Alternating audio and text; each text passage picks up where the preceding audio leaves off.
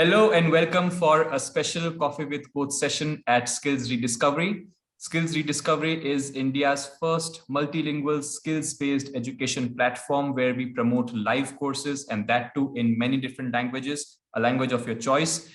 Today we have a very special trainer, coach, and online mentor with us, Miss Lucy Macridis. Miss Lucy is from Kenya. She's the executive director at Spa and Wellness Association Africa. She is also a clarity coach, a mentor, and an online facilitator expert at helping women get unstuck and harness their true potential. Welcome so much to this session, Lucy. Thank you so much, Rushal. It is really a great honor to be here today. Thank you. So we'll quickly, get to the point. We are really interested to know about your professional journey, how you have been faring through especially in the times of COVID, and also looking back, did you always want to do this kind of a thing and be in this business like ever from your school and college days, or it just happened someday? Wow, that's a deep question. My journey. I am very blessed to have had a journey of mentors. I did not know that there were mentors at this time. Mm-hmm. I just knew that they were bosses and they were peers who we kind of gelled and we worked very well together. Today, as a clarity coach, I know that these were mentors, and I wish I knew then, because then I'd have really used a lot of their expertise. But my profession is in hospitality, and I've been in hospitality for the last 30 years or more. I started off in our hotel school here in Nairobi. It's a world-renowned hotel school. And there I studied and left and started working in the industry. Now, those days, Rushal, jobs were easy to come by. Yeah. In fact, people who are hiring came to college and they handpicked us. So you can imagine a 20-year-old receiving somebody saying that you can come and work for me, you can come and work for me, you can come and work for me. The choice was amazing. And I'm talking five-star hotels. So the hotel that I worked for at that time was called Londra Hotels, which then became Fairmont. So I am talking five-star hotels. Then there was Kempinski Hotels that I worked with. Then there was the Thai hotel, from Thailand, called Dusit Hotels. These are five-star hotels. Intercontinental Hotel, I also worked for them. So my journey started, yes, and it was great because I was able to learn from international market because our guests were international guests. It's only now recently that we have, as a country, have really focused on domestic tourism. But in those years, 30 years ago, it wasn't domestic tourism. It was all international tourism. People came to Kenya to see the wildlife, to see the big five. They came to Kenya to do game drives. And this was my journey in hospitality. And so I grew, and I grew from one position to the other. This is where I caught onto customer service. I realized the power of the customer networking, the power of meeting their needs and their expectations, and just being able to connect with them. So in those years of learning about customer service, something was growing in me. And I did not know until much later in 2011, around that time, when I started getting this urge to go out and do something for myself. I was very scared, of course. If you have had the comfort of a job, 30 days, you get a salary. You've got structure. You've got certain way that things are done. And now you want to branch out on your own. But I took the risk and I started off with my consultancy at that time. And that time I was basically doing training for customer service. That's what I was doing. Okay. Fortunately for me, we had hotels coming into the country, and I got a few phone calls and I was headhunted. And therefore my journey with five-star hotels continued. I mean, I was weighing, my business is still young. I do need to pay the bills. My children were much younger at that time. So as a mother, I had responsibilities. So I gave up my dream, not forever, but I just put it up on the shelf, knowing I will pick it up again. And you can see now I've picked it up again. That stint of going back into the hospitality industry took me to the level of directorship. All this time, I was a frontliner and I was in managerial positions. But when I went back, because I was being headhunted, I leapt into directorship. And here now there's more of oversight. You're running with teams. So for me, customer service is the one that kept on coming out. By nature, my leadership is servitude leadership. I go in there and I work for the social norms, and I work and I roll up my sleeves. I am hands-on. I work with my people. So I'm a mentor and I'm a coach. Look how things just fall into place on your professional journey if you're paying attention. But I wasn't paying attention, Rushal. That's what I want to say. It took something like COVID to make me realize that I had a gift, I had a talent in mentorship and in coaching and in training. So when the pandemic happened and the industry fell on its knees, we had no jobs. There were no jobs. Correct. Nobody was traveling. Yes. This hospitality was the industry that was hit the hardest. The most, yeah, I know. I mean, the aircrafts, who would have ever thought that an international airport would not have a single landing or takeoff? That is something I still can't wrap my head around. If somebody had told me 5 years ago, Lucy, I predict that on this day, there will be no aircraft landing or taking off from your international airport. Who would have thought? But the day came. And what happened is, because of what I'd been doing over the years, I realized from a directorship level is that you need to change with the times. And changing with the times meant I needed to repurpose myself. I needed to come back and reskill myself. So I took what I had, which is my skills in mentorship and coaching and training, and I poured it into my company, the company that was on the shelf. I just poured it into my company. I then started upskilling, and I jumped straight now into getting a certification as a coach, a certification as a trainer. So with a trainer, I got my certification out of the University of Cape Town, where they had an online facilitator program. And that's the first thing I did in the beginning of COVID. There was no time to sit back and feel sorry for yourself. Well, in fact, I gave myself 2 weeks. It was so depressing. I had to do something, Rochelle. And I'm happy that I did. I'm happy because now I feel I'm in my flow, I'm in my calling, I'm in my purpose. And what I have done so far on this professional journey is to help other people. That's what I'm about. My purpose is to help people Amazing. grow. So my hospitality background has really, really helped me. So this has really been a very interesting and indeed very inspirational journey, the way you just spoke it out. And yes, COVID has brought us to a point where a lot of people want to, take courses online. They want to learn online. People want to teach online. And actually, I think going to grow, right? Why don't you tell us about your major milestones ever since you started this online mentoring after COVID? Well, before then, because the past is what was influencing my decisions of the day during the time of the pandemic. I was the first Kenyan African woman to be president of the SCAL chapter in Kenya. The SCAL chapter in Kenya, I don't know whether you know what SCAL is. No, please tell us. Yeah, SCAL is a tourism association worldwide. We have over 14,000 members in over 140 countries. Amazing. And what we do is we do business amongst friends. So for instance, now in Delhi, we already have SCAL members there. If I needed to travel to Delhi today, all I need to do is go onto the website, we call ourselves SCALeagues, is get a fellow colleague and give them my itinerary. And then it is easier because they're able to connect me on the ground.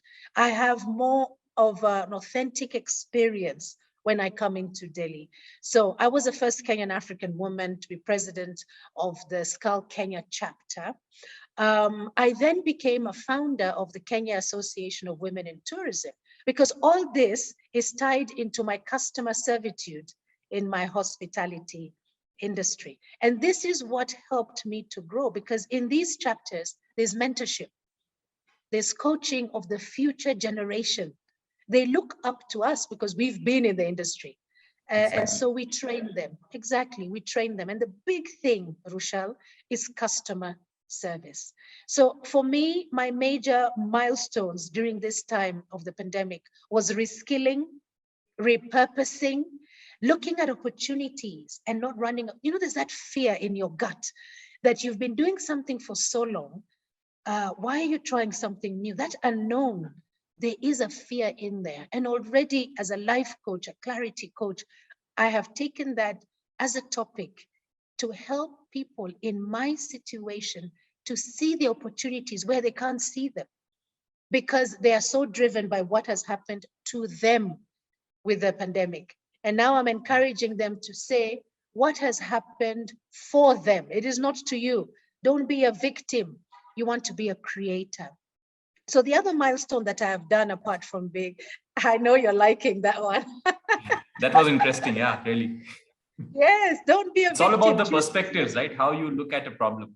Yeah, it's a mindset. You choose either to have a fixed mindset or a growth mindset, but that is all about coaching, and we're not here about coaching. So coaching was a milestone for me. Online training was a milestone, Rushal. Who would have ever thought that I would be on a screen like this, taking people through a topic, and that we would be able to understand each other?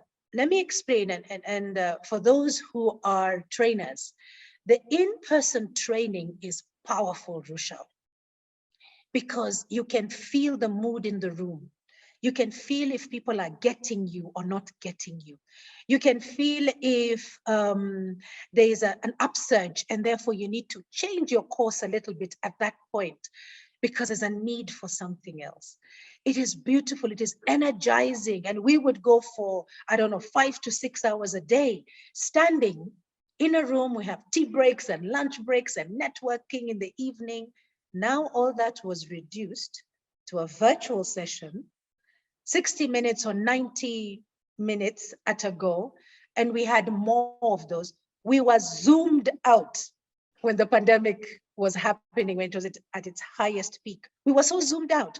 We were jumping from one Zoom into another, but that was a milestone that today I am at home on a platform like this.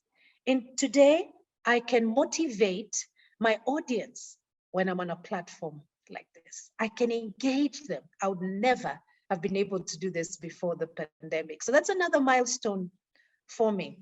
The other milestone for me is an opening of my mind to learning. So much, as you mentioned in the beginning, Rushal, is available online. And therefore, I saw an opportunity there for online courses. So this is what I'm doing now. I am forever learning, and applying. One of the programs that I started during this time was for young women, for teenage girls, and I call it the Lady in Waiting. The Lady in Waiting program, I saw, yes, the Lady in Waiting. I saw an opportunity of young girls, teenage girls, staying at home during the pandemic, and idle minds is the devil's playground, because these girls would be at home and they're on their phones. You know, it's a dangerous platform to be on when they're not in a controlled environment like school. Mm-hmm. So the Lady in Plus Waiting, the social media has its own things, you know. It does. And that is actually one of the topics on my Lady in Waiting is social media and etiquette, because social media is a beautiful space, but then it can be a very dangerous space for a young woman. If she does not have certain etiquette to learn what to look out for, to know what is dangerous, to call out for help. And these are one of the things that I do. The program is about just helping you to gracefully transition into society, because you're a teenage and you're transitioning into adulthood. So I take you through 5 units, and that had such good feedback until the schools opened, and then we couldn't do it at specific times. What was the age group? The age group that I tackled was teenagers teenagers from the age of 13 to 18. That is who I speak to. That's pretty much the middle school and high school. Yes, it is. So we had closed down our schools in Nairobi, but once they opened up, then what we were doing during the week, we had to change to the weekends. And slowly the weekends have become very busy. So now my Lady in Waiting program is only available over the school holidays, especially in the first 2 weeks. Then we allow them to go out and have their fun. So those are my major milestones. And I'm so happy. I have grown so much, Rushal. If you had me on a virtual call like this 2 years ago, I would have been a very different person. So milestones are great. Yeah. Yes. How is the Omicron situation at Nairobi? Well, it changes every day. In the beginning, when other countries were registering numbers, spiking numbers, we were still not affected. We were still not affected. Then when the numbers started to grow, they just spiked. And they were spiking towards the December holidays. And this is when people are on the festive season and people travel. So we found that now people have traveled and now they are back into the main cities to continue with business. The numbers now have gone down, and we are able to go on with our business. We never stopped our business, but that time it was a bit scary. The challenge is every other day we're in the hospitality industry, you get told that you cannot now travel to a certain country. People from that country can't travel to your country. And then the next week it's a different story. So you really can't plan ahead in the hospitality industry today. But the good thing in my world as a coach, I can take you through a session wherever you are in the world because we are here on virtual. So these are one of the benefits that the pandemic has brought me. So you have a very interesting course on skills rediscovery. That's our platform. It's called Build Wealth Through Customer Service. So it's a 10 hours, yes, which takes 5 sessions. Walk us through the course. Well, in this specific course, I highlight to you that without a customer, there's no business. Literally, without a customer, there's no business. So you can set up whatever you want to do, but you want a customer. And when you're meeting the customer's needs and expectations, it's because of the solution that you have provided in your service or in your product. So there are certain things you have to understand. You have to understand your customer. So know your customer. For those who have done customer service before, it's KYC. Know your customer. Knowing your customer is many things. It's like having a buyer persona, which means you have this fictitious person that you create as a business person to say, this is my customer. This is my ideal customer from all the research I have done. So that's your buyer persona. And you try to think, what kind of challenges does this customer have that I can give solutions to with my product or my service? What kind of wishes, desires does this customer have that I can also meet with the solutions that I have? Where is this customer? What is their journey? Where are they? Are they on the digital space? Are they in magazines? Are they on the TV, on the radio? Where are they? So that whatever I have on customer service, I can meet them on their customer journey. So I take you through these 5 units, and I take you through the identification first of what is customer service. We walked through that through definition. Yeah, we walk through defining your customer. We walk through defining their needs and expectations. And this is where we break the myth. Many a times companies have failed on the startup because they create a product and expect the customer to want or need that product. They've not done their research. So you have to understand a customer's needs and expectations. So that even if you did make that mistake and create a product before your research, you're able to tweak your product to meet this customer. Then you're able to create a need. I also take you through personal traits, because as a customer service agent, there are certain traits you have to have. And one of them is a positive attitude. Positive attitude. You cannot be coming to work grumpy. There is a saying in my part of the world about a bag. Now there's a bag, a basket that is made out of sisal. This is the bag that in the village, women would carry groceries, would carry farm produce in, and they'd put it on their head and walk into the village, walk into the market. So we're told that you should learn that when you go to work, when you show up, you leave the basket at the gate. So literally what you're doing is leaving those emotions, those challenges, the stresses that you had from where you came from at the gate. When you come through this door, you're wearing your customer service smile. And now you're out to meet the customer need and the customer expectations. Those are the personality traits, some of them that I take you through. And then last but not least, I walk you through the principles and I explain to you why they're important. So that takes us through those 5. And I keep on saying to people that customer service will increase your sales. It will increase your sales.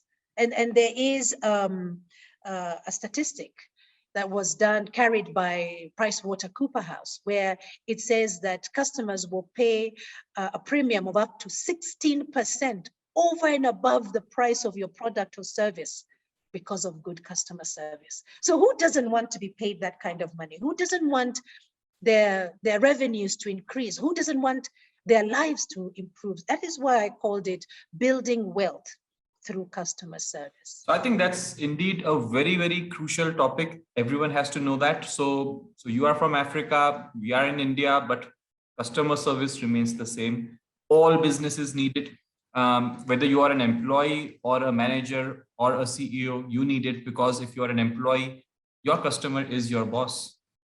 If you are a boss, your customer is somebody else. So like this is like, you also need this at home and with other relationships. Yeah. Of course, I think very true, Rusha. This course is going to be interesting. Do you have any kind of deliverables or resources that trainers can expect, that your trainees can expect from your course? Well, with every course that I do, I have a quiz, because I find that anybody who's out of school, now we start calling that adult learning. I find that once you're out of school, you need to keep on having reminders. So a quick quiz after the session helps you to have total recall of what you have learned. I then also give you a workbook that you can take away with you. So even if you cannot hear Lucy's voice in your ear, you can read, or you can go back to the quiz and just have a look at what it is that you went through in those 5 sessions. Yeah. Great, great. We would also like to know a few success stories of your past students. Like, I'm sure you have been doing this for a long time, and what kind of feedback you have from your students? Well, I am so humbled. And again, just like in the beginning of my career, I never made a connection. I never made a connection to the mentorship and the coaching. My biggest success story is a young man that I mentored personally when I was working in the 5-star hotels. And this gentleman had his own struggles, but I could see the potential in him. I could see the potential in him. And so I applied the patience, the persistence, and showed him that I trusted in his gut feeling. He needed to go for it. He really went back and forth for a long time. Today, he's an expatriate. He went as far as working in another country in a director position. And he actually comes back to me and says, "Thank you so much, Lucy. If you did not believe in me, if you did not give me the mentorship and the coaching that I needed, I would not be in this position." Today, he's having situations where people are headhunting him, and he has a choice to choose. But also, again, you might be a mentor or a clarity coach, but unless the student wants to learn, nothing will happen. And I think it was in the book, what is it called? In the book, The Monk Who Sold the Ferrari, who sold his Ferrari. Yeah. I think that's Robin Sharma. Yeah. Yes, Robin Sharma, where he says that when the student is ready, the teacher appears. I think he borrowed that from the Chinese. The name is gone out of my head right now. But that was the message. He was ready and I was there. And so I was able to make him go on this journey. The other people that I have, and I can hand pick them literally, are in managerial positions today. in the same 5-star hotels. So again, it was customer service. Rochelle, I cannot speak about customer service enough.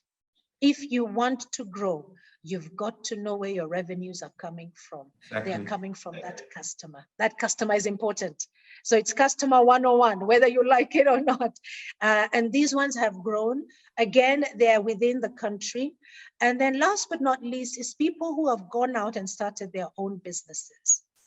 And they still call me to give them guidance. And in my growth journey, I've gone as far as taking on digital marketing.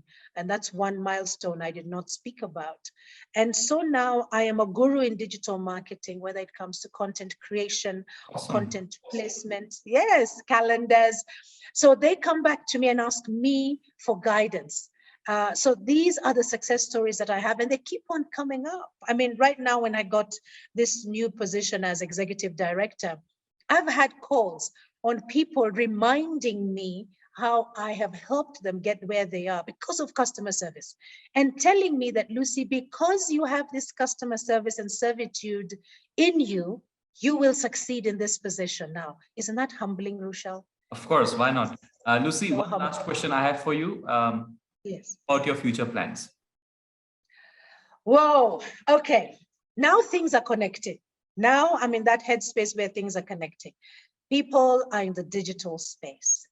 People need the virtual spaces. So I am working on a self-paced online course, which is automated, to be put onto my website. Now, the homework that I've done just tells me this is going to cost me an arm and a leg, but that is further down the road. It is not going to kill my dream.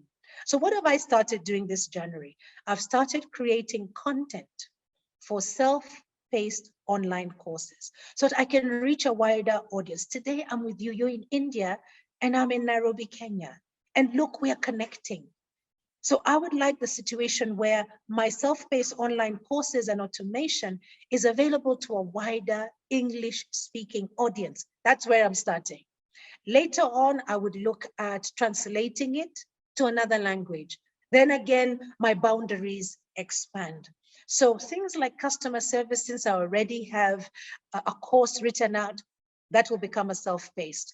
Again, things like success series and self-awareness, those are the things that I am creating. So I am so grateful for platforms like Skills Rediscovery, because I'm already testing the borders. I'm going beyond these borders.